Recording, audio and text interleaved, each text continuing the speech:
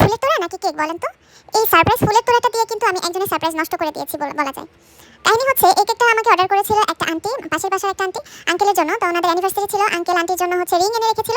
Aunty ভুলবশত সেটা দেখে ফেলেছে, তো সেটা দেখে আন্টির মনে হলো যে আন্টিরও কিছু সারপ্রাইজ দেওয়া উচিত। তো এই জন্য উনি আমার কাছে কেক অর্ডার করে গেল। তো আমি ভাবলাম যে ঠিক আছে, কেক যেহেতু অর্ডার করেছে, আন্টি কোনো ডিজাইন দেয়নি, কিছু বলেনি, শুধু বলে গেছে যে এই ফ্লেভারে কেক বানাতে। তো আমিও ভাবলাম যে সারপ্রাইজ কেক যেহেতু, তাহলে আমার যেটা উইশ লিস্টের ডিজাইন ছিল সেটা করে ফেলি।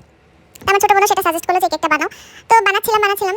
দেখতেই পাচ্ছেন এখানে রাউন্ড কেকটাকে আমি অল্প বেশি করে কেটে নিয়েছি, মানে এক পাশ থেকে একটু কম করে কেটে তারপর হচ্ছে শুধু উল্টা করে দিয়েছি। এটা বলে বোঝানোর মতো কিছু নাই, দেখেই বুঝে নিতে হবে।